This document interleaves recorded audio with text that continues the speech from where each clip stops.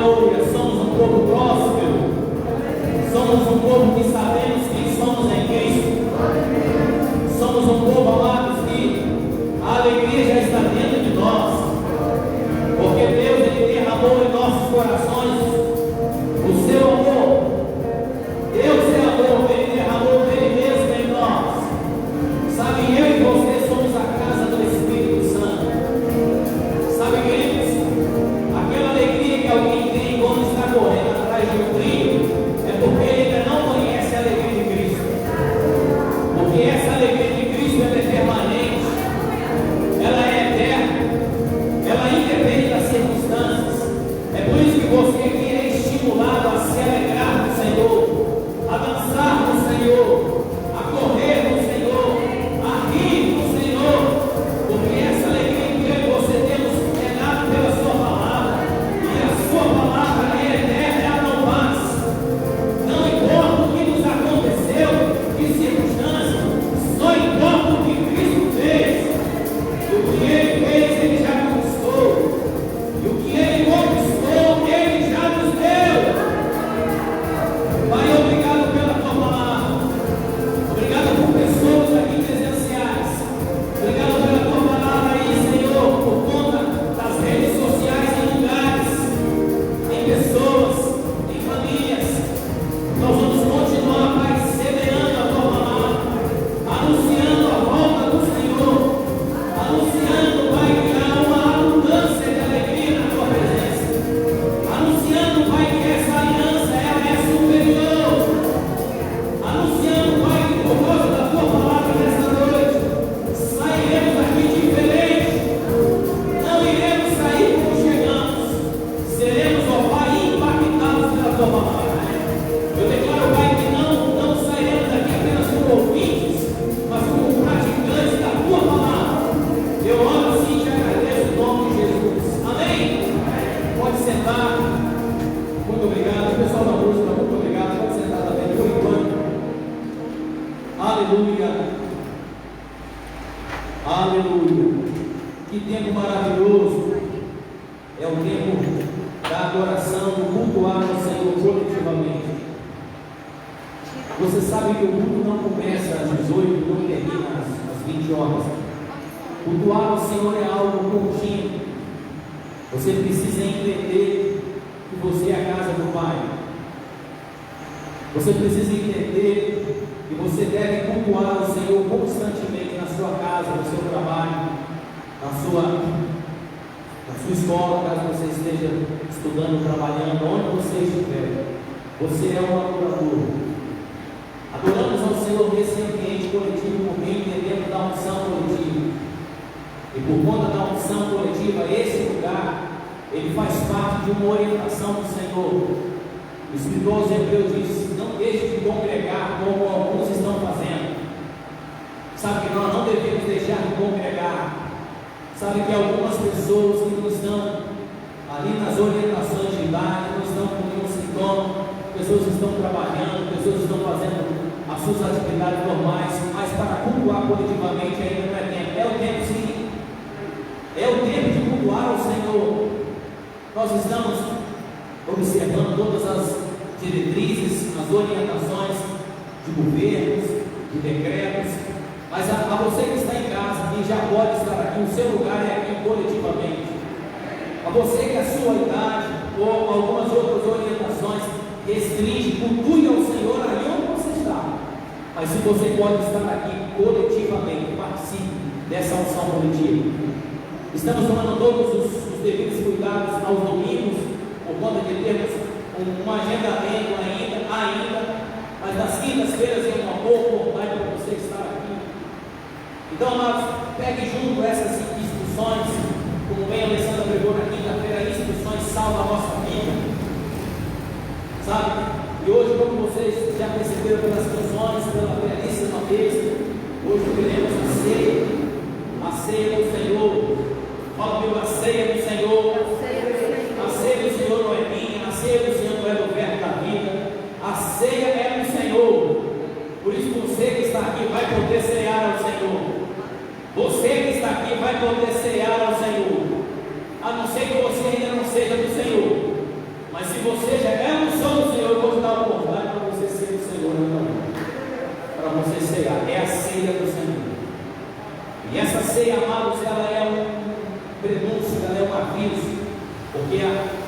naquela primeira ceia, e assim como hoje e tantas outras, se o Senhor nos permitir, estamos anunciando que vai voltar. Amém. Jesus vai voltar. Sabe, há duas manhãs eu tenho acordado assim, orando, sabe, dentro do meu coração, dizendo: eu anseio o arrebatamento. Eu anseio, Senhor, Pai, eu desejo o arrebatamento. Mais do que tudo nessa vida, eu estou com expectativa com o arrebatamento. Eu tenho expectativa com a expansão da palavra. Eu tenho expectativa com a minha família. Eu tenho expectativa com pessoas no sentido de crescer. Mas a minha maior expectativa é o som da trombeta. Qual a sua maior expectativa? Qual a sua maior expectativa? A sua maior expectativa deve ser com o Senhor. Isso não elimina os seus planos, mas isso coloca uma ordem, uma prioridade nos seus planos. Se os seus planos não estão em primeiro lugar no arrebatamento, tem alguma coisa estranha com você, como filho de Deus. Se você é daqueles que só pensam na volta do Senhor quando você é levado a pensar num ambiente como esse de ceia, tem alguma coisa errada com você, como filho de Deus.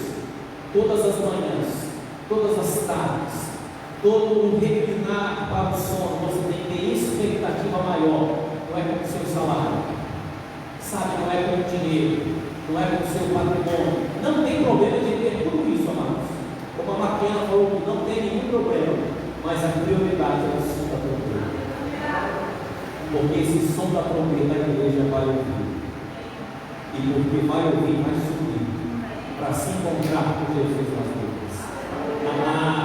Aleluia! Você está animado? Sabe, essa semana eu entendi da parte do Espírito Santo, porque ele nos guia. Eu deveria, como pastor, como ministro da noite, sabe, levar o povo ao culto do Espírito Santo. Pastor, o culto do Espírito Santo aqui, culto de oração aqui, culto de salvação aqui, culto do Espírito Santo também aqui. Você aprender a se envolver no Espírito, porque essa aliança é uma aliança espiritual. Aquilo que Abraão, aquilo que Davi, aquilo que os profetas, aquilo que os reis almejaram, aquilo que eles tinham como promessa, já é uma realidade para mim e para você. Nós vamos ver isso na palavra hoje. Amém, querido? Sabe, eu estou também lendo esse livro do Bernardo Kenyon, 2 tipos de justiça. E algumas coisas ele me fez lembrar de algumas canções, de alguns entendimentos que eu tinha em relação à minha pessoa com Deus, sabe? Isso me fez lembrar algumas coisas, e que por conta da palavra, a palavra de Deus é uma revelação progressiva. A palavra de Deus, amados, é a mesma palavra, mas a revelação é como uma cortina que vai se abrindo, é como um mar que você vai tendo um nível mais profundo naquele mar, naquele oceano. Essa palavra de Deus tem mais profundidade para mim e para você. É a mesma palavra, mas as revelações são mais profundas. E ele me fez lembrar até mesmo de alguns tipos de oração, de entendimento. Ele fala de um aspecto geral, sem falar especificamente de uma denominação, mas de um aspecto geral. Ele escreve em parte assim: a igreja tem sido muito incisiva em ensinar ao homem quanto à sua necessidade de justiça, sua fraqueza, sua incapacidade em agradar a Deus. Isso me fez lembrar que muitas vezes nós baseamos, ou a igreja, ou os ensinos, sabe, ou as pregações, muitas vezes se baseia nas pessoas, mas a palavra de Deus se baseia em Cristo Jesus. Em Cristo Jesus, amados, Ele já venceu toda essa incapacidade. Em Cristo Jesus, Ele já venceu a incapacidade de adorarmos ao Senhor. Porque hoje eu e você podemos adorar o Senhor em espírito e em verdade. Porque o Espírito de Deus habita em nós. Ele continua dizendo que a maioria dos cânticos ou hinos, sabe, se fala da redenção após a morte. Eu estou falando para algum cristão que pensa, que entende que após a morte vai desfrutar de coisas que hoje não pode desfrutar em Cristo Jesus. Muitas das canções tratam sobre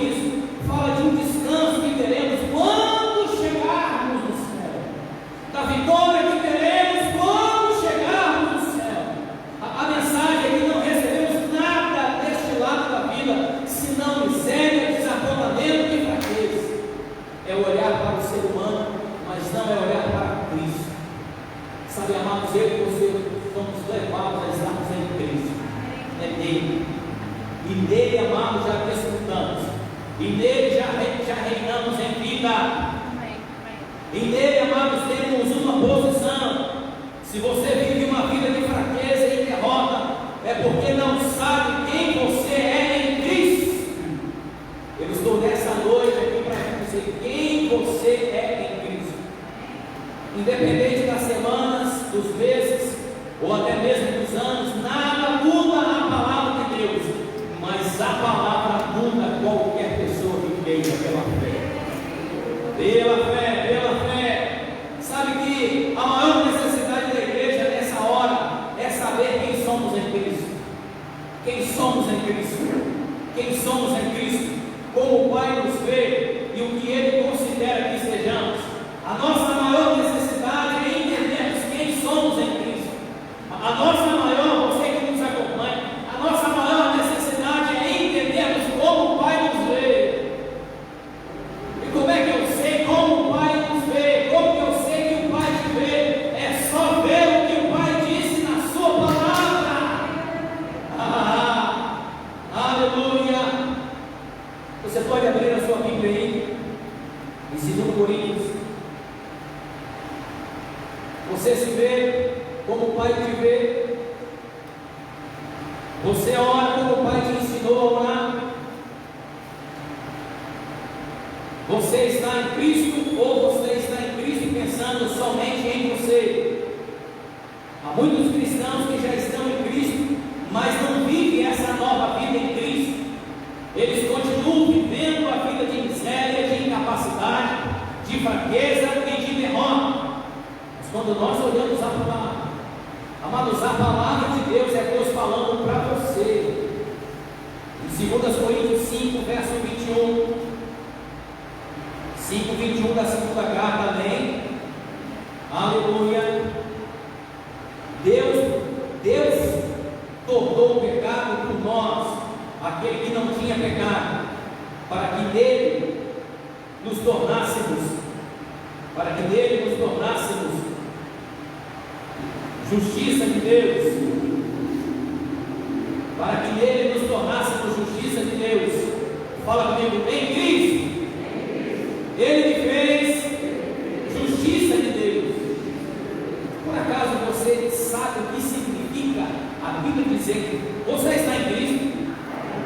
Mas se você está em Cristo, a Bíblia diz que em Cristo Jesus, por causa do que Deus fez, por causa daquilo que Deus fez com Jesus na cruz, Deus tornou Jesus pecado. Ou seja, Deus colocou Jesus naquela cruz, onde deveria ser o meu no seu lugar, por aquele que ele não tinha pecado, mas ele se fez pecado, e porque ele me substituiu, e porque ele te substituiu, nele, fala comigo, nele, fala comigo em Cristo, não tem nada a ver com você, tem a ver com ele, tem a ver com você nele, mas nele, né? Para que dele nos tornássemos justiça de Deus, justiça de Deus. Você que já fez o tema e você que ainda não fez, mas pode fazer, estão abertas as inscrições. Você tem uma matéria chamada Justiça de Deus, e quando a Bíblia diz que nele para que nos tornássemos justiça de Deus, olha bem a definição que o Pedro diz, faz parte também da matéria, justiça de Deus. Agora podemos ficar em sua presença. Agora podemos ficar em sua presença. Isso mesmo, você na presença dele. Você na presença do Pai, sem qualquer consciência de pecado. Você na presença dele sem medo. Você na presença dele como justo. Você na presença dele como sendo a justiça de Deus. Deixa eu falar uma coisa. Tudo que você fizer, você não se torna mais justo.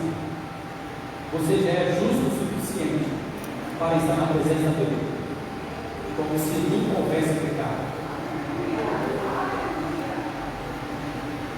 Amados, se você entender quem é você em Cristo, não é quem você é na religião, não.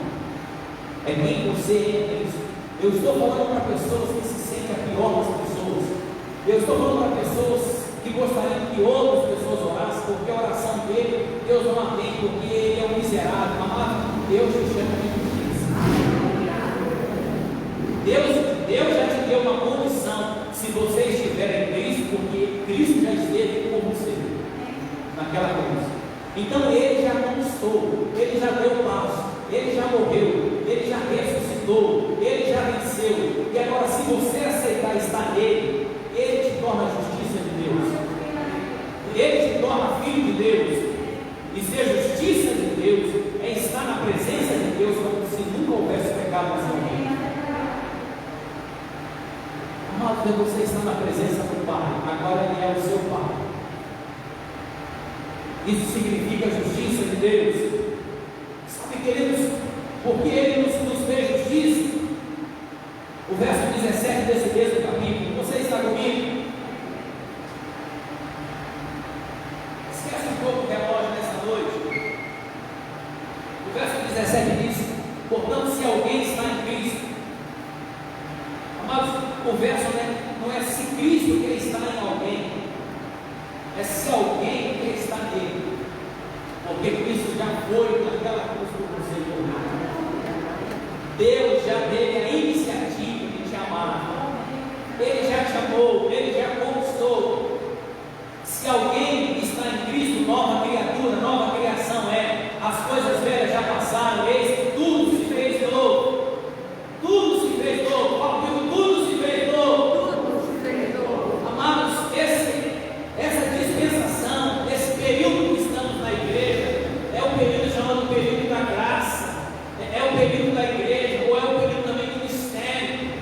Sabe, nós temos um período, nós, amados, não é uma denominação, é todas as pessoas, porque Deus amou o mundo de tal maneira, Deus amou a todas as pessoas de tal maneira, que se alguém estiver em Cristo, tudo novo por dentro se faz, porque Deus é Espírito. E Ele começou a fazer uma nova criação, Ele fez uma nova criação no seu Espírito. Ele fez uma nova criação no seu Espírito. E porque Ele fez uma nova criação, no verso 18, tudo isso provém de Deus que nos reconciliou consigo mesmo por meio de Cristo. Deixa eu falar uma coisa, amado, você está entendendo o que é uma nova criatura? Você está entendendo que você é a justiça de Deus? Você está entendendo que em Cristo Jesus Ele já reconciliou você com Ele? Reconciliou, Ele já aproximou você até Ele. Você agora é livre. Você agora tem livre acesso ao Pai. Você não precisa até mesmo de um pastor, de um padre ou de um ministro mais poderoso, não. Vamos chegar a Deus como filhos, somos filhos, em que Ele não faz acepção de pessoas, Ele já te reconciliou. Eu estou nessa noite dizendo aqui, pelo amor de Deus, aceita o que Jesus já fez por você. Não aceita o que você fez por você mesmo, porque o que você fez por você mesmo é vazio, mas o que Ele fez por você já te reconciliou. Agora vai me falar que quando você vai orar, você fica com vergonha, porque as suas orações não são respondidas. Isso não tem nada a ver com o que Ele falou sobre você. As suas orações são tão respondidas quando Jesus orava. É isso mesmo. E ele nos reconciliou consigo mesmo, por meio de Cristo, e nos deu o ministério da reconciliação. Além de Ele reconciliar a mim e você, Ele quer que a gente saia reconciliando outras pessoas. Ele quer, amados, que outras pessoas entendam o que Deus fez comigo e com você, porque Deus também tem muito interesse em fazer isso com outras pessoas. E Deus vai fazer isso com outras pessoas. E, amados, sou eu e você que vamos levar esse ministério da reconciliação. As pessoas precisam entender que a ceia do Senhor é para todas as pessoas. Ele não faz acepção na sua mesa, Ele não faz acepção na sua ceia. Você já foi reconciliado. E se não foi reconciliado, é a noite da reconciliação. Você é a justiça de Deus. Você desfruta da presença do Pai. Você desfruta da presença do Pai como se nunca tivesse pecado em sua vida, porque Ele, na verdade, amado, mudou a sua natureza. Aleluia. Você entende essas coisas? Você se vê como o Pai te vê. Você ora como a Bíblia diz que é para você orar.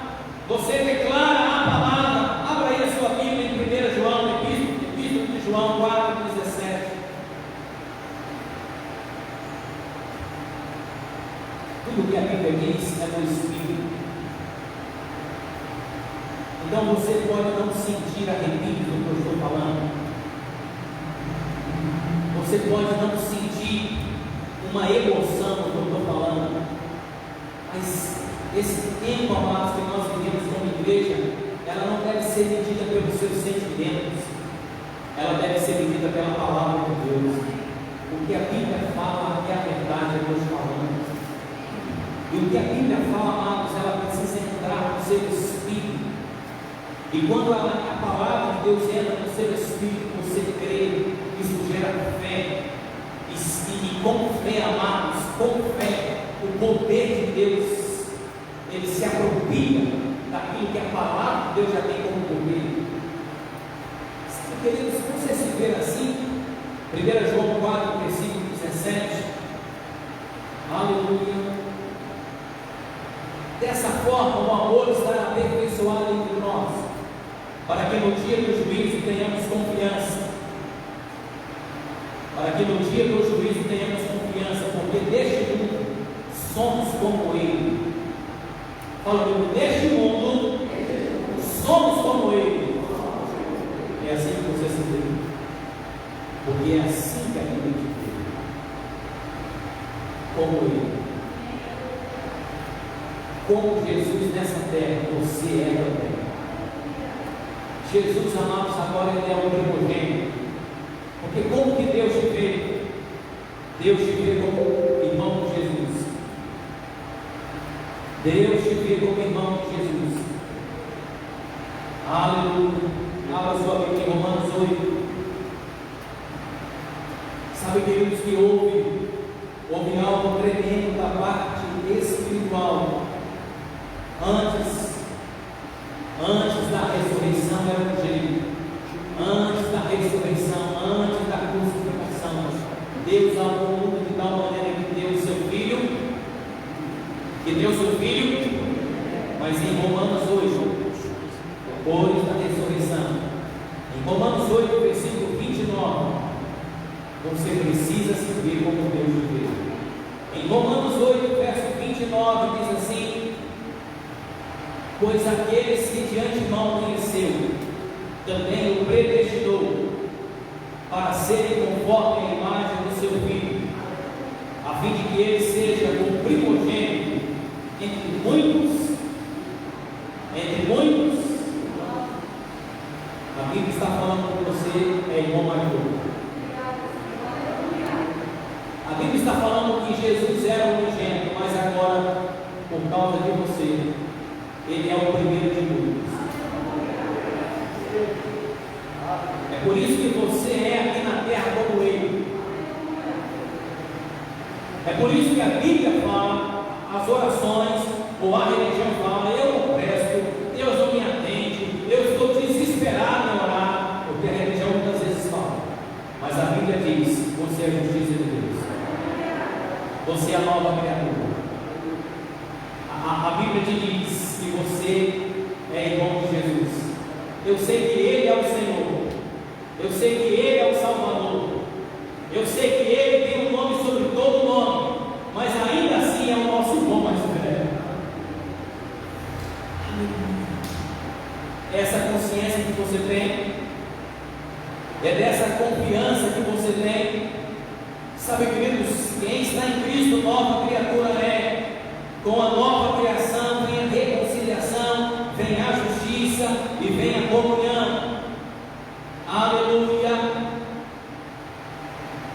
Sabe, você precisa ter consciência. Abra sua Bíblia aí em Efésios 2. Você precisa ter consciência. Eu estou aqui, amados, eu tenho certeza desse tempo, como ministro do Evangelho, para dizer às pessoas: a Bíblia, amados, é o livro que Deus quer que eu e você aprenda. A Bíblia é o livro que o Espírito Santo quer nos ensinar a sua revelação. A Bíblia é um livro que o Espírito Santo vai nos dar revelações. A Bíblia é um livro que Deus escreveu para que eu e você pudéssemos entender. A Bíblia é um livro que não é apenas para pastores, para mestres, para apóstolos, para evangelistas. A Bíblia é um livro para que todas as pessoas tenham acesso à palavra e tenham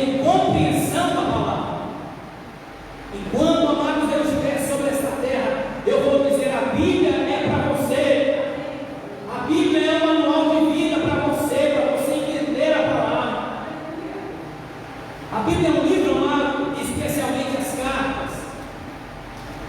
Fala comigo, especialmente as cartas. Sabe, queridos, que a Bíblia, pode ir aí em Efésios 2, versículo 18.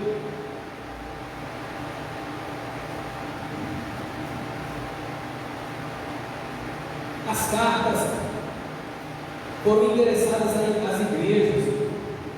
Olha o que essa carta diz no verso 18, capítulo 2 de Efésios.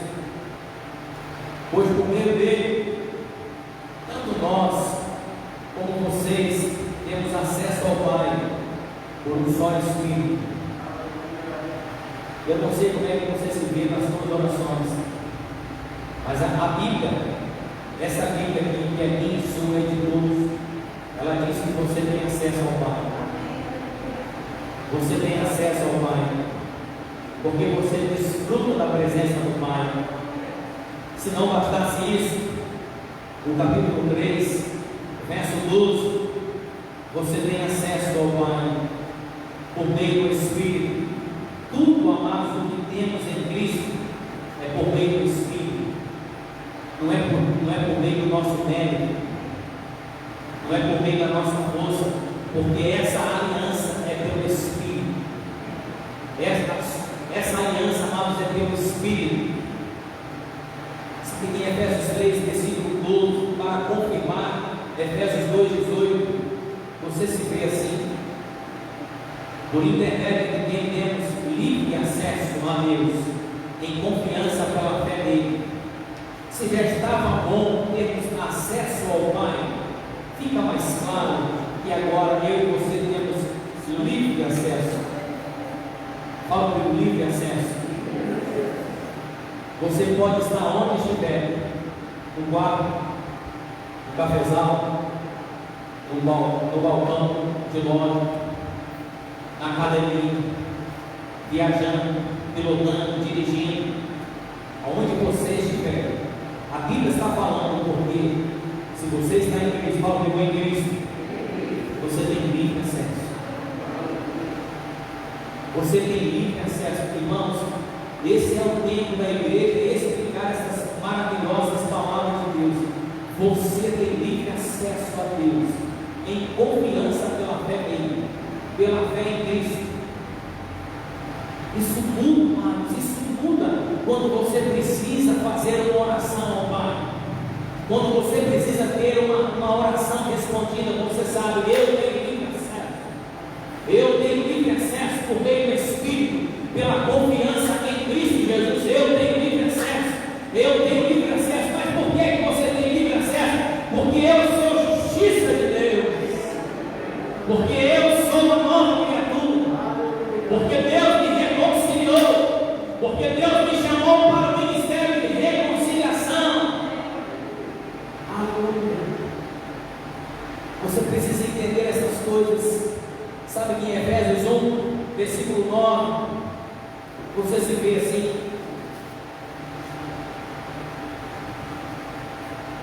pastor, o senhor sabe como é que é? Eu sei como é que é, como está escrito. Eu venho me falar que as suas experiências são mais valiosas do que a Bíblia. Eu não nego as suas experiências, mas o que permanece é a palavra de Deus. Você pode estar entendendo, não, pastor, mas eu não consigo orar. E não, é porque você ainda não conseguiu colocar o seu coração nessas revelações maravilhosas. Porque essas revelações maravilhosas é para mim e para você. Deus não faz acepção de pessoas. Deus não veio salvar os evangélicos. Deus veio salvar todos. Deus não veio salvar uma denominação. Deus veio salvar uma nação de propriedade exclusiva dele.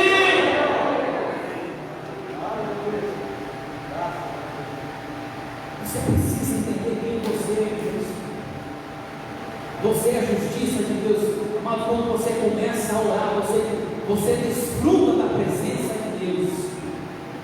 Você desfruta da presença de Deus como se nunca houvesse pecado. Porque Deus, Ele mudou a natureza do seu espírito. No seu espírito, amado, você tem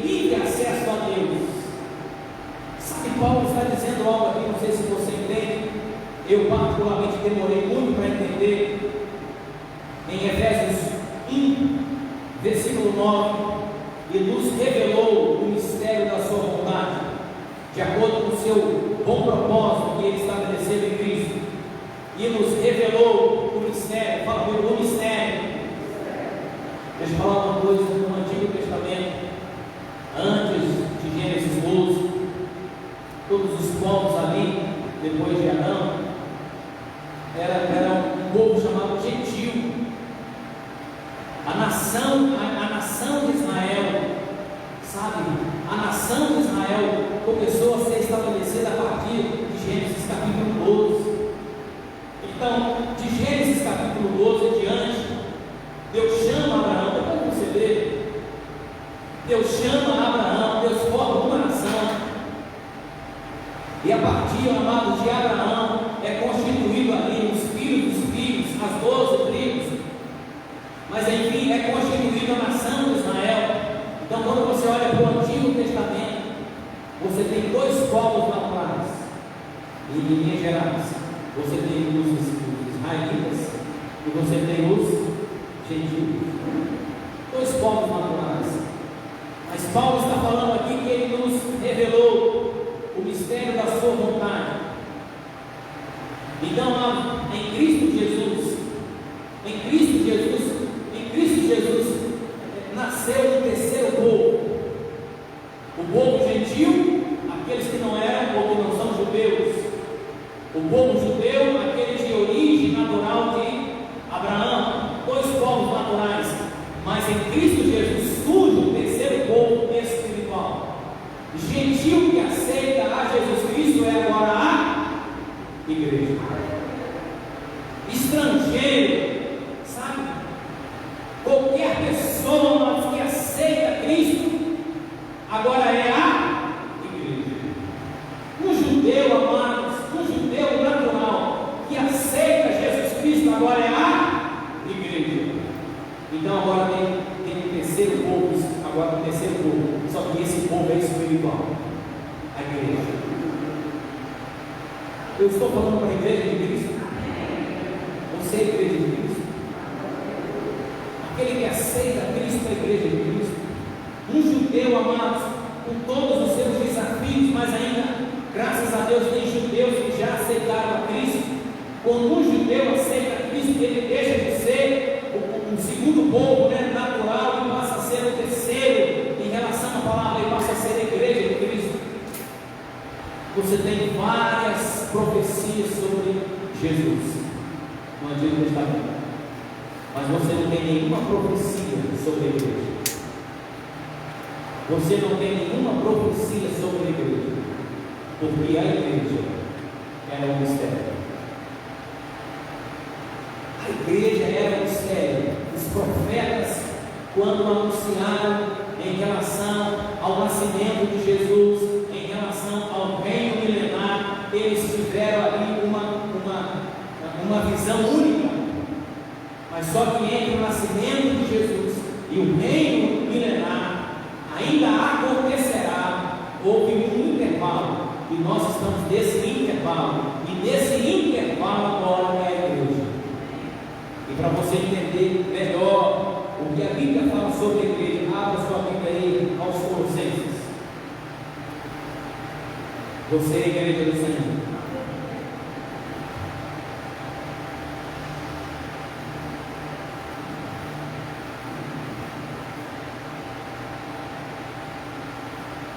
Fique tranquilo, eu sei aonde o Espírito Santo quer nos levar nesta noite. Eu quero que você tenha consciência para cegar. Se você já fez um compromisso com Cristo, ou se você quer fazer um compromisso com Cristo, né? Não é compromisso com o verbo da vida. Para cear, você precisa ter um compromisso com Cristo Jesus como seu Senhor, que é a credencial, é o passaporte, é aquilo que você precisa para cear. Sabe que em Colossenses 1, a partir do verso 21, você precisa se ver como a Bíblia te vê. Aqui foi escrito para uma igreja. Antes vocês estavam separados de Deus, e na mente de vocês eram inimigos por causa do mau procedimento de vocês, mas agora Ele os reconciliou pelo corpo físico de Cristo, mediante a morte, para apresentá-lo diante dele, santos, inculpáveis e livres de qualquer acusação.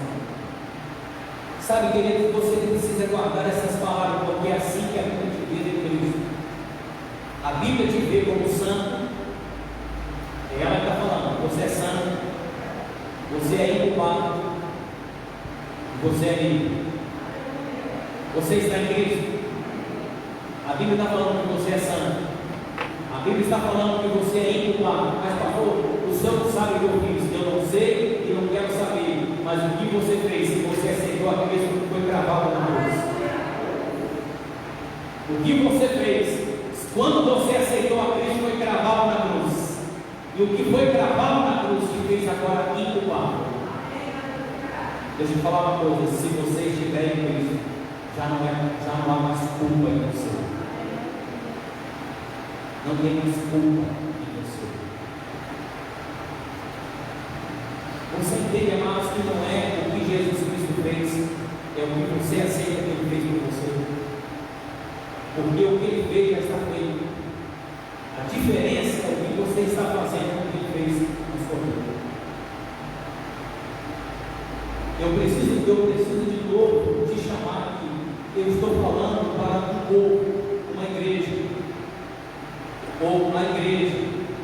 Eu estou falando para pessoas que são santas, no Espírito, querido, é no Espírito, pessoas que são inculpáveis e pessoas que são livres. Eu sei, amados, que tem um dever contínuo de santificação, porque esse é o tempo da vigilância. Por isso a ceia do Senhor vai dizer: Jesus vai voltar, Jesus vai voltar, Jesus vai voltar, mas Ele ainda não voltou. Mas enquanto Ele não volta, o que eu preciso fazer? Eu preciso vigiar. Fala com quem está ao seu lado: vigia, irmão. É permanecer. Você precisa permanecer. Você não pode levar a sua vida cristã relaxadamente, porque o que Ele fez, amado, já está conquistado. O que Ele fez, amado, já é seu. O que Ele fez, amado, ninguém tira dele. O que Ele fez, Ele já venceu. Agora você precisa estabelecer a sua vida firme nele. E você precisa entender que Ele te chama de santo, Ele te chama de inculpável, Ele te chama de livre. Sabe, quando eu e você, por alguma razão, vacilarmos, por alguma razão pecarmos, Ele é só se arrepender. Ele já está de braços abertos para você. Ele não quer jogar no seu rosto os seus erros. Ele quer jogar no seu rosto as suas palavras, as suas promessas. Ele quer lançar no seu rosto a herança que Ele já te deu. Ele quer lançar no seu rosto porque Ele já conquistou para você. Ele quer lançar no seu rosto a verdade que o diabo está embaixo dos seus pés. Amados, se você não se ver assim, você vai ser um miserável nessa terra, você vai ser um culpado nessa terra, você vai ser um profano nessa terra, você vai ser um preso nessa terra, mas Ele já te fez livre. Fica nele. Se vacilou, amados, volta para Ele. Provérbio diz: 7 vezes cai o justo e 7 vezes se levantará. Saia desse erro e permaneça na palavra. Você tem que permanecer na palavra, você não pode permanecer no erro. Saia do erro, amado, joga isso fora e volta para a palavra onde você nunca deveria ter saído, e está tudo bem. Tudo bem. Ele morreu por isso, Ele ressuscitou por isso. Aleluia. Esse é o mistério. Sabe, eu continuo dizendo: desde que continuem alicerçados e firmes na fé, sem se afastarem da esperança do Evangelho que vocês ouviram e que tem sido proclamado a todos os que estão debaixo do céu. Esse é o Evangelho do qual eu, Paulo, me tornei ministro. Este é o Evangelho. O Evangelho que se chama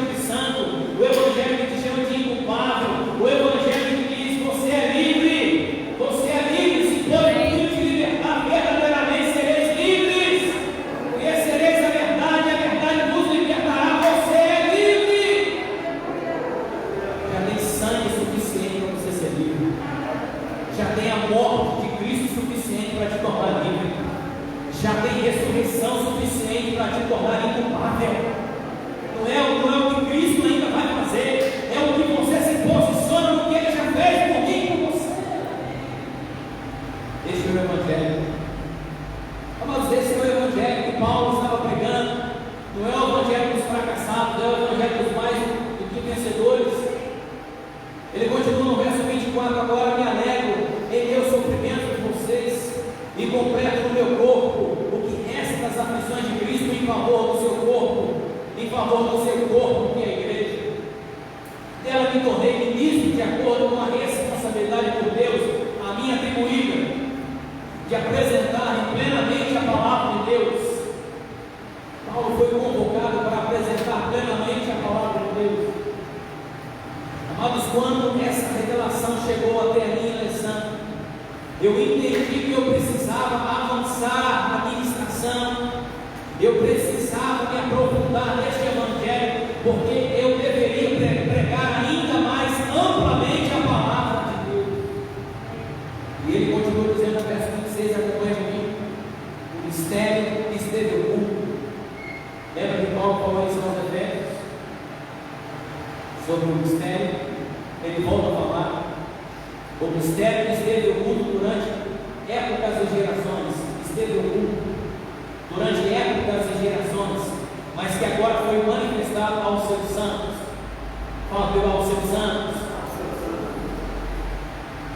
A ele quis Deus dar a conhecer entre os gentios a gloriosa riqueza desse mistério. A gloriosa riqueza desse mistério. Cristo em vocês, a esperança da glória. Então que mistério é esse? Olha o final do verso 27. A gloriosa riqueza desse mistério. Cristo em vocês, Cristo em vocês. Então que mistério que esteve oculto é a igreja. O que é a igreja? É Cristo em nós, é o Espírito de Deus entre nós, no meio de nós, dentro de nós. Nenhum profeta do Antigo Testamento viu isso. Nenhuma profecia anunciou sobre a igreja, porque a igreja era um mistério. Sabe, queridos, que isso é algo tão ímpar em toda a revelação da palavra. E aqui aos Hebreus capítulo 11, eu estou te dando base, amados, para você cear.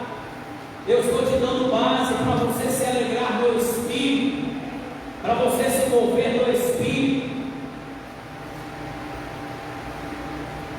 Porque o que você precisa se mover no Espírito já está tudo pronto na palavra.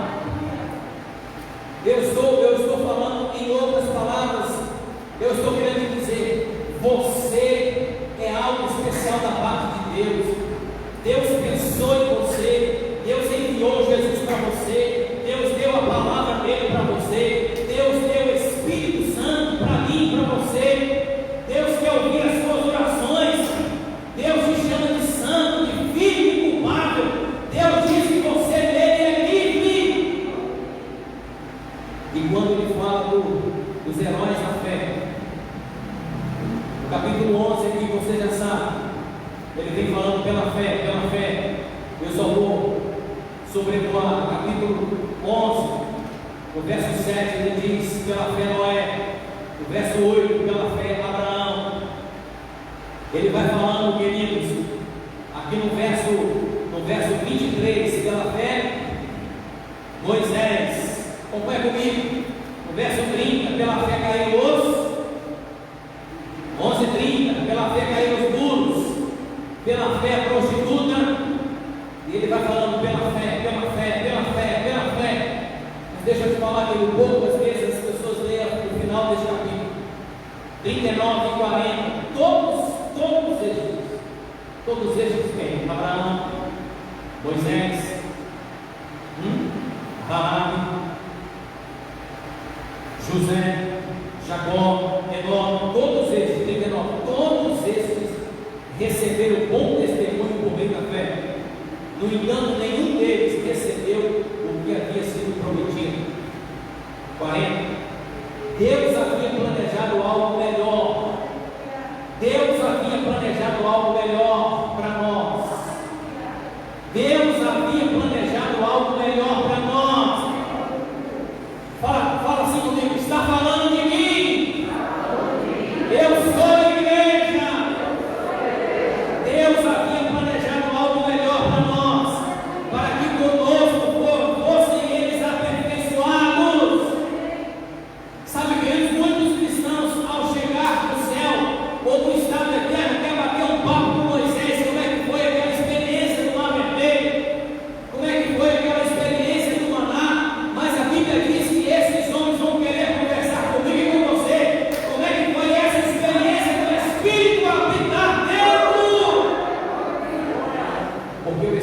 Espírito de Deus habitando dentro é algo muito melhor. O Espírito de Deus habitando dentro é algo muito melhor do que mais que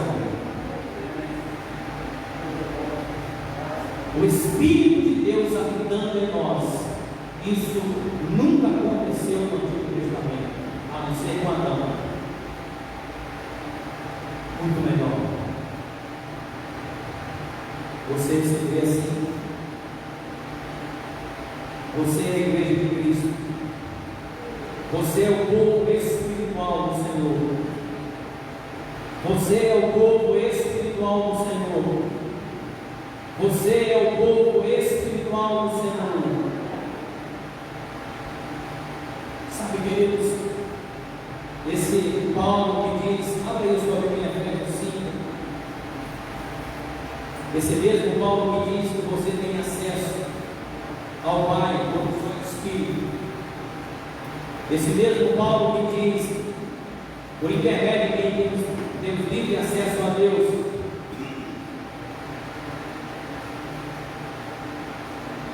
Esse mesmo Paulo que diz que o mistério é Cristo em nós, é Cristo em vocês, é o mesmo que fala aqui em Efésios 5, verso 18: não se embriaguem com vinho que leva à libertinagem, mas deixe-se se encher pelo Espírito. Amados, essa é a dispensação, ou em outras palavras mais simples, esse é o tempo em que as pessoas, independente da sua nacionalidade, pode ser o povo espiritual do Senhor, pode ser a igreja de Jesus, independe da nação, independe se é judeu, se não é judeu, basta ser do Senhor Jesus. Mas, amados, o incrível, o fator ímpar dessa dispensação ou desse tempo é que nós podemos nos encher pelo Espírito. Sabe que a palavra de Deus, e Paulo está dizendo, não se embriague com vinho, mas se enchei-vos, mas não se embriague com vinho que leva à libertinagem, mas deixe-se se encher pelo Espírito. Esse é o tempo que você pode se encher pelo Espírito. Esse é o tempo que você pode se encher pelo Espírito. O verso 19 diz, falando entre si salmos, hinos, cânticos espirituais. Sabe, há uma linguagem do Espírito dentro de você. Existem novas línguas que podem ser ditas, é uma linguagem do Espírito. Existem hinos e cânticos espirituais que o Espírito de Deus pode dar para você cantar, salmodiar na sua casa, salmodiar no culto, amados, ao Senhor, no culto coletivo. Sabe, quando as pessoas querem de fato demonstrar que as circunstâncias é maior do que a palavra, é hora de você se encher do Espírito. É hora de você cantar hinos e cânticos espirituais. Hinos e cânticos espirituais é o Espírito de Deus te dando canções vindas do Espírito. Canções vindas do Espírito. Mas nenhum profeta experimentou isso. E eu e você podemos experimentar. Você está comigo? Quando nós olhamos aqui em Atos capítulo 2.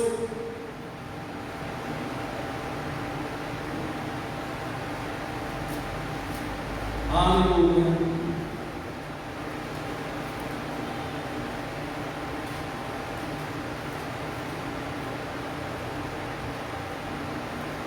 Em Atos capítulo 2.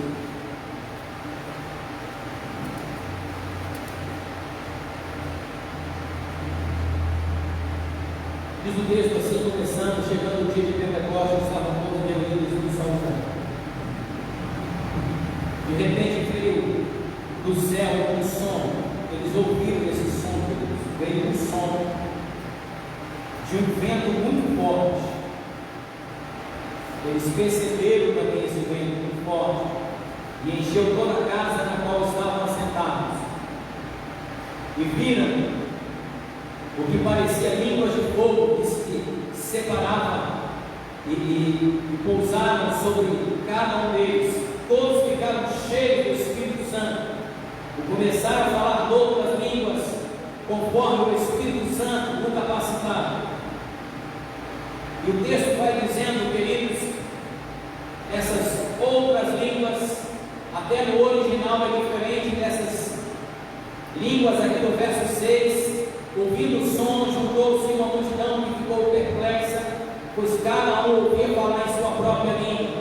Houveram dois acontecimentos sobrenaturais: línguas que não se conseguia traduzir o idioma, e outras línguas que se conseguia entender. Aquelas pessoas de outros povos entendia especificamente, era pregado, era falado no natural lá de Israel, no hebraico, e cada um entendia na sua própria língua. Acontecimentos sobrenaturais. O verso 11 diz: tanto judeus como convertidos ao judaísmo, cretenses, árabes, nós ouvimos declarar as maravilhas de Deus em nossa própria língua. Atônitos e perplexos, todos perguntavam uns aos outros: o que significa isso? Isso nunca havia acontecido, irmãos.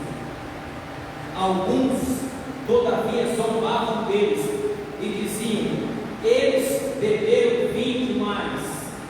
Eles beberam vinho demais. Ao mesmo tempo que pessoas estavam maravilhadas, ao mesmo tempo que pessoas estavam perplexas com tantas maravilhas do Senhor, outros estavam zombando do jeito que eles estão, a expressão como eles estão, a maneira como eles estão se comportando. Eles estão muito alegres, eles estão diferentes, eles só podem estar bêbados. Não, eles não estavam bêbados de vinho, eles estavam bêbados do Espírito Santo. Existe, amados, mover do Espírito Santo de Deus, que pessoas naturais podem achar que isso é esquisito. As coisas do Senhor, amados, naturalmente podem até se tornar esquisito para o homem natural, mas tem um sentido espiritual. As línguas são estranhas dele, mas as línguas estranhas, amados, glorificam ao Senhor e edificam. Tem moveres, tem ações que vão acontecer no meio da igreja, amados, que podem parecer estranhos a alguns naturais, mas esses são moveres da parte do Espírito Santo, porque, amados, num ambiente cheio do Espírito Santo de Deus, coisas espirituais podem acontecer, coisas fora do normal. Abra sua Bíblia em 2 Crônicas 5, capítulo 13 e 14. Você deve desejar as coisas espirituais. Ah, pastor, mas é um pouco estranho. Mas, amados, o que é espiritual vai além do natural. Eu desejo as coisas espirituais. Eu não estou preocupado se eu ficar bêbado com o Espírito Santo. Se eu começar a rir, amados, porque a alegria do Senhor é a nossa força. Porque o fruto do Espírito é amor, já tem alegria. Essa alegria já está aqui dentro, e ela pode se mover, amados.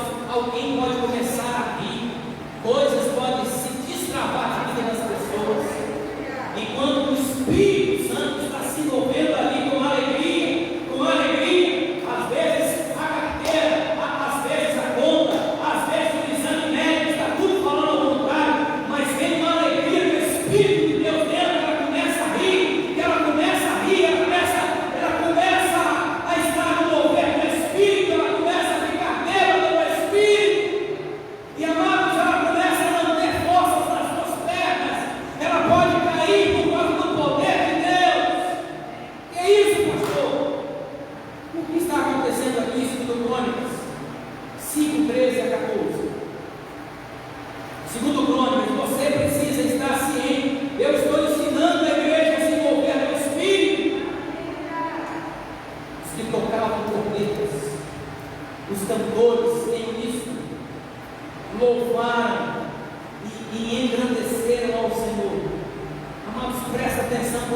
está louvando ao Senhor. Presta atenção que você está cantando ao Senhor. Esse povo estava tocando, estava cantando em uníssono, louvaram e agradeceram ao Senhor, ao som de cornetas, símbolos e outros instrumentos. Levantaram suas vozes em louvor ao Senhor e cantaram: Ele é bom, o seu amor dura para sempre. Independente do que está acontecendo na sua vida, você pode levantar a sua voz hoje e dizer: Ele é bom, o Senhor é bom, o seu amor dura para sempre. Ele é bom, o seu amor dura para sempre. Ele é bom.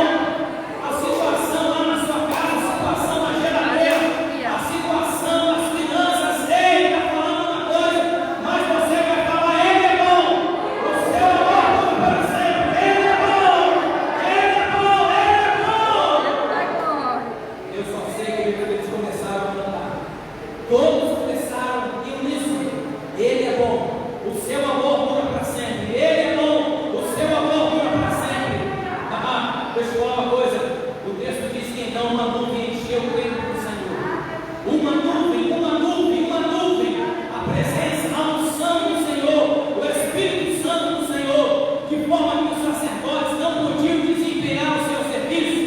Há uma versão que diz: de forma que os sacerdotes não conseguiram ficar em pé, pois a glória do Senhor encheu o templo de Deus. Cadê o templo de Deus aqui? O templo de Deus hoje é você. O templo de Deus é você. Sabe, amados, como cristãos, como filhos de Deus, nós podemos entrar naquela fila dos desesperados, dos sobrecarregados, dos enfraquecidos, dos desgraçados, dos miseráveis, e começar a cantar: é vitória, geme e chora. Vai gemendo, vai chorando. Quem sabe que vai não, amado, é vitória, cante ao Senhor. Não é de gemer e chorar não, rapaz. Quer vitória, vai orar de madrugada, quer filha é mais curta. E Deus precisa de filha para te atender, rapaz. Quer orar de madrugada, tudo bem, porque a fila é menor. Deus precisa de fila menor para atender. Pelo amor de Deus, não tem nem fila. Ele tem filhos. Que consciência é essa que você tem de Deus, que tem que ter uma fila menor para te atender? Você é filho. Você é a justiça de Deus. Você é a nova criação. Amados, um terço da Trindade veio aqui e morreu por mim, por você. O outro, um terço da Trindade foi um e ele mandou outro para mim e para você. Amados, Deus Pai enviou o Filho, agora botou o Espírito dentro de mim e para você. Ele já te chamou de mais que vencedor.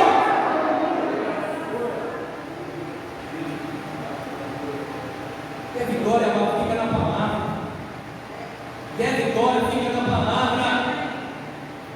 Porque eles no 1 Reis, acontecimento do poder de Deus. Eu declaro, amados, você se movendo no Espírito, você se movendo no Espírito nesta igreja, você se movendo no Espírito na sua casa, na sua sala, ei, no seu tempo de orar ao Senhor, de dançar ao Senhor. Aleluia, Senhor, obrigado pela sua palavra. Obrigado, Pai. Entendimento que somos a justiça de Deus. Abra sua Bíblia em 1 Reis, capítulo 18. Pelo poder do Espírito, você falando outras línguas. Pelo poder do Espírito, amado, você entendendo o que a Bíblia diz sobre você. Pelo poder do Espírito, você não cantando qualquer canção. Pelo poder do Espírito, você falando a palavra de Deus. Sabe, queridos, que em 1 Reis 18, verso 46, o poder do Senhor veio sobre Elias, e ele, prendendo a capa com o cinto, correu à frente de Acabe por todo o caminho até Jezreel. O poder de Deus veio sobre Elias e ele começou a correr. Não se espante, amados, que sobre o poder de Deus alguém comece a rir.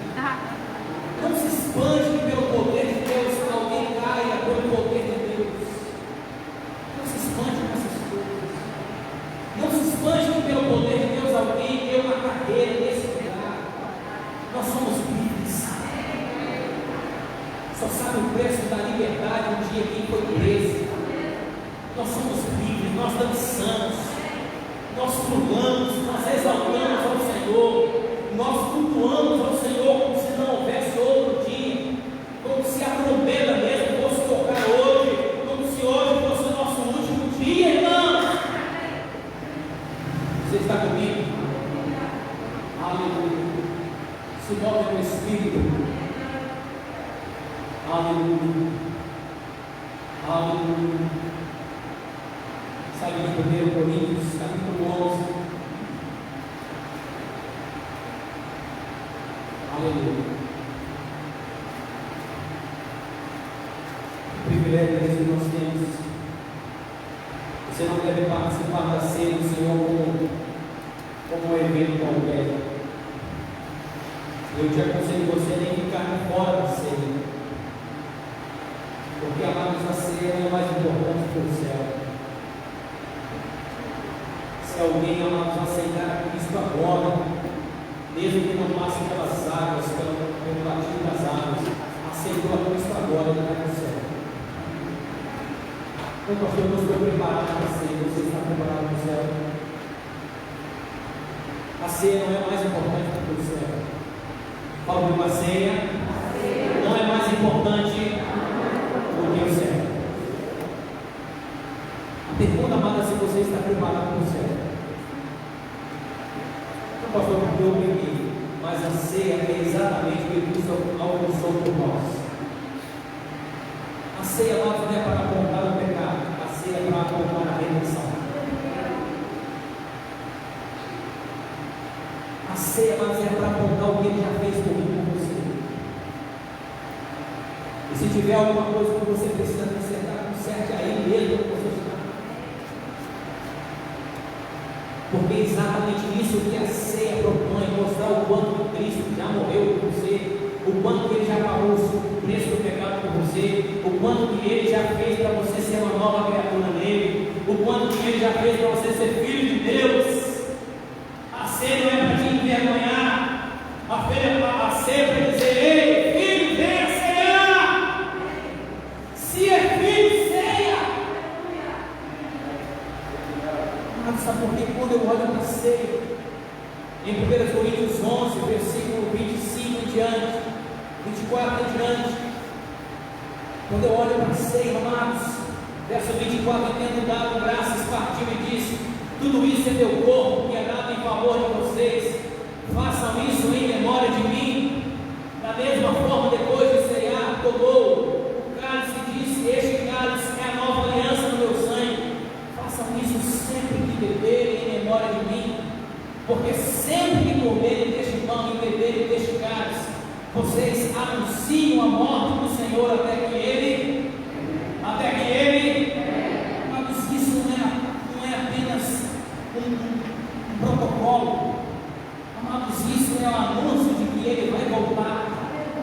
Ele vai voltar, queridos. Quando você olha aqui para a ceia, quando você olha aqui para o suco que representa o sangue, quando você olha para o pão, você precisa entender: ele morreu, mas Ele ressuscitou, e Ele vai vir buscar o seu povo. Sabe aquele povo espiritual que não é judeu, que não é gentil, mas é a igreja? Sabe aquilo que estava oculto para os profetas do Antigo Testamento? Sabe aquilo que não foi anunciado? Cristo foi anunciado, o Messias foi anunciado, mas a igreja não foi anunciada. Nós estamos nesse intervalo, querido, mas assim que a trombeta soar, todas as vezes que você lembrou e participou da ceia, é para te lembrar: Ele vai vir buscar a igreja.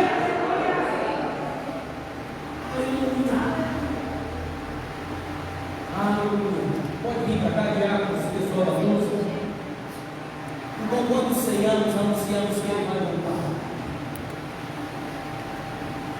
Amados, isso não é para o seu desespero, isso deve ser uma boa notícia. Ele vai voltar, porque Ele não vai vir buscar uma prata. Entenda bem, Jesus não vai vir buscar uma prata. Jesus vai vir buscar um povo espiritual. Prata é natural, prata é física. Ele vai vir buscar um povo espiritual. Ele vai vir buscar o seu corpo, Ele vai vir buscar a sua noiva. Você está comigo? Até que Ele venha. Até que Ele venha. Fala comigo, até que Ele venha. Sabe, abra aí a sua Bíblia em 1 Tessalonicenses, capítulo 13.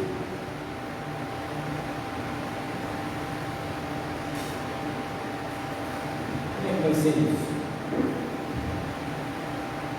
Deixa eu te falar, você não pode se assustar com essa certeza que Ele vai voltar. Você não pode temer que Ele vai voltar. Você não pode desejar alguma outra coisa acima de que Ele vai voltar. Você pode ter todos os seus sonhos. Você pode desejar todas as coisas. Você não pode desejar mais as coisas do que a volta do Senhor. Nenhum sonho seu deve ser maior daquela certeza que Ele vai voltar. Acompanha comigo aqui no versículo 13. Como é que vai ser isso para a igreja? Porque para a igreja vai ser um evento exclusivo. Irmãos, não queremos que vocês sejam ignorantes quanto aos que dormem, aos que morreram aqui em Deus. Os que dormem, todos que estão mortos. Para que não se entristeçam como os outros que não têm esperança. Então ele está falando para irmãos. E nesse versículo aqui, ele está falando: não quero que vocês se entristeçam como os outros que não têm esperança. Tem dois grupos aqui no texto de Cristo: tem o irmão e tem aquele que não tem esperança. Se você não tem esperança, irmãos, você não é irmão. Paulo está escrevendo para irmãos em Cristo têm esperança. Fala comigo, eu tenho uma esperança. Verso 14: se cremos que Jesus morreu e ressuscitou, cremos também que Deus trará mediante Jesus e com Ele aqueles que dele dormiram, aqueles que dele morreram.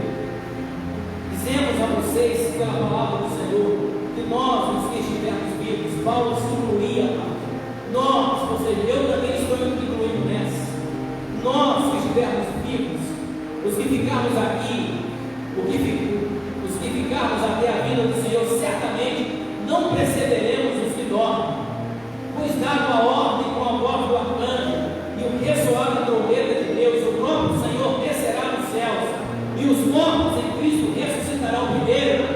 Depois nós, os que estivermos vivos, seremos arrebatados com Ele nas nuvens, para o encontro com o Senhor nos ares. Fala comigo, eu vou encontrar com Jesus nos ares. Para o som. Solta aí a trombeta. Veja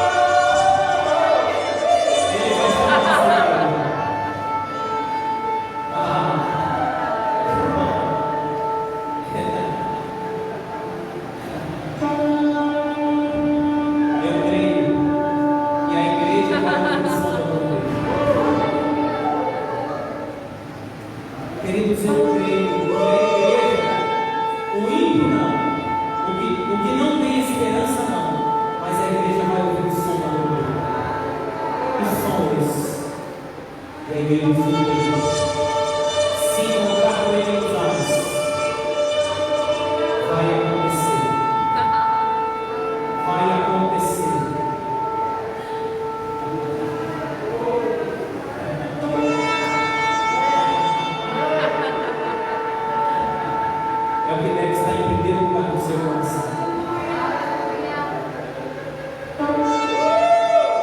O entendimento do arrebatamento nos dá entendimento de santificação, porque pode ser a qualquer momento,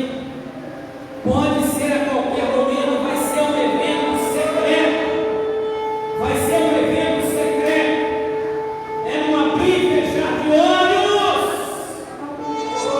A igreja vai ouvir a voz da trombeta.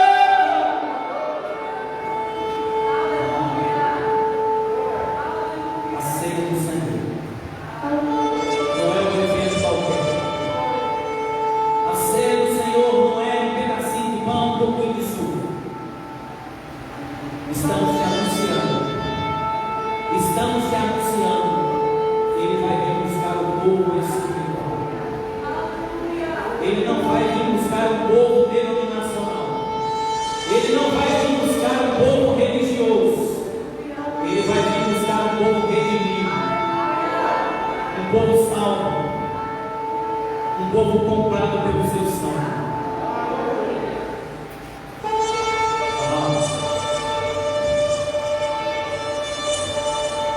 Aleluia. Sabe, queridos, quando você olha para Israel, obrigado.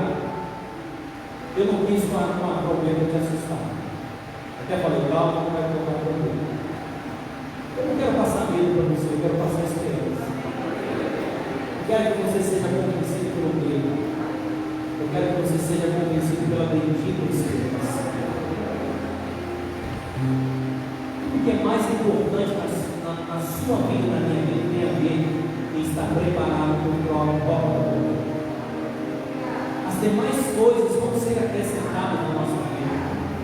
O seu trabalho, a sua prosperidade, os teus sonhos vai ser acrescentado, mas não troca o acrescentado colocando em primeiro lugar. O primeiro lugar é o reino de Deus. Então, com essa consciência, você pode ficar liberado. Com essa consciência, eu não sei se tem alguém aqui que ainda não confessou a Jesus como Senhor, ou alguém que está afastado do Senhor, mas quer voltar. Isso te dá credencial para você cear a ceia do Senhor. A ceia do Senhor não é do verbo da vida, a ceia do Senhor é do Senhor. Então, independente, amado, do que aconteceu antes de você chegar aqui, amado, ei, coloca a sua vida nele. E diga para ele, não fala para mim, mas fala para o Senhor, a partir de hoje, eu quero estar preparado para essa trombeta. Eu quero subir desse toque de trombeta, eu quero me colocar à disposição do Senhor. O Senhor ser o Senhor da minha vida. Tem alguém que não fez isso e quer fazer hoje?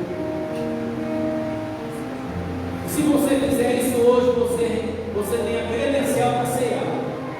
Porque a ceia é para todos aqueles que já aceitaram Deus.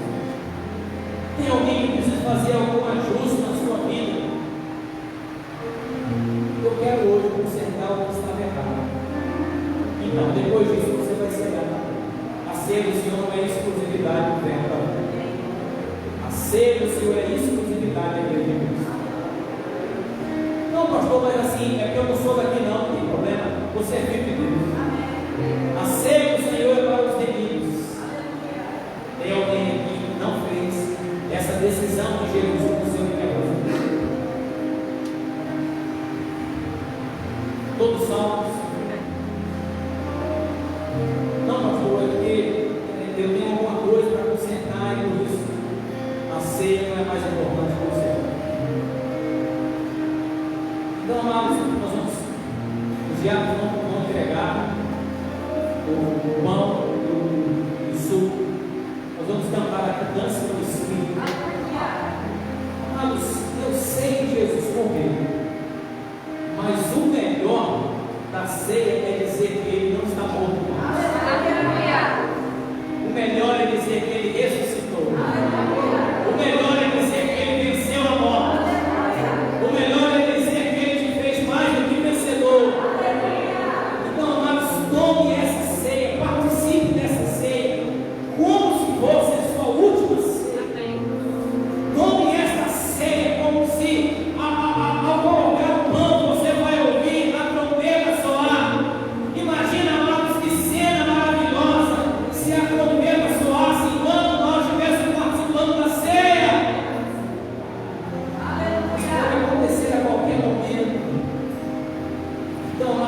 fogo do Espírito. Vamos cantar. Diácono, pode servir a igreja. Eu quero muita alegria, amados, porque a ceia nos mostra a vitória. Aleluia.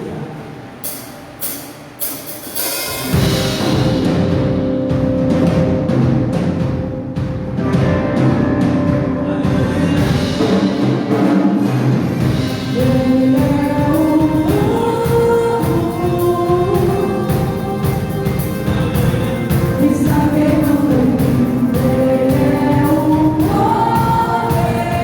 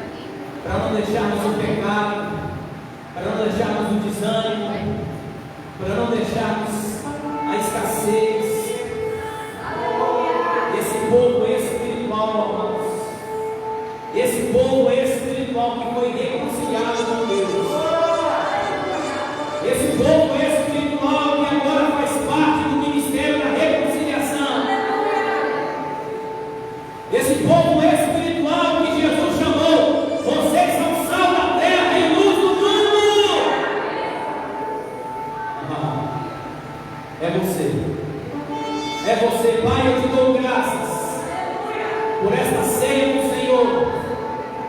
Te dou graças, ó Pai, porque esse povo tem sido, Pai, alimentado para estar alegre, atentos, vigilantes ao povo que está com ele. Eu te dou graças, ó Pai, porque aqui nós não estamos enchendo este povo de medo, nós estamos enchendo esse povo da bendita esperança. A bendita esperança, a bendita. Não temos espírito de medo, não temos espírito de covardia, mas espírito de poder, de amor e moderação. Pai, nós estamos anunciando, Jesus vai voltar. Vamos se encontrar com Ele nos ares. Vamos se encontrar com Ele nos ares. Obrigado, Pai, porque a vida dessas pessoas não serão mais as mesmas. Obrigado porque as suas orações não serão mais as mesmas. Obrigado, Pai, porque eles estão entendendo, eles são justiça de Deus. Eles são nova criatura. Eles são mais que vencedores. Eles têm livre acesso ao Pai por um só Espírito. Obrigado, Pai. Eu oro assim e te agradeço no nome de Jesus. Amém, queridos? Pode aí tomar e comer aí, querido, participar dessa ceia em nome de Jesus.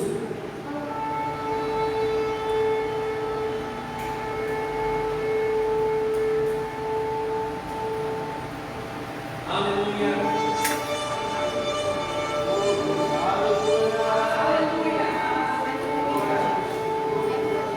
Sabe, eu não sei você, mas eu estou vendo um tempo de abundância.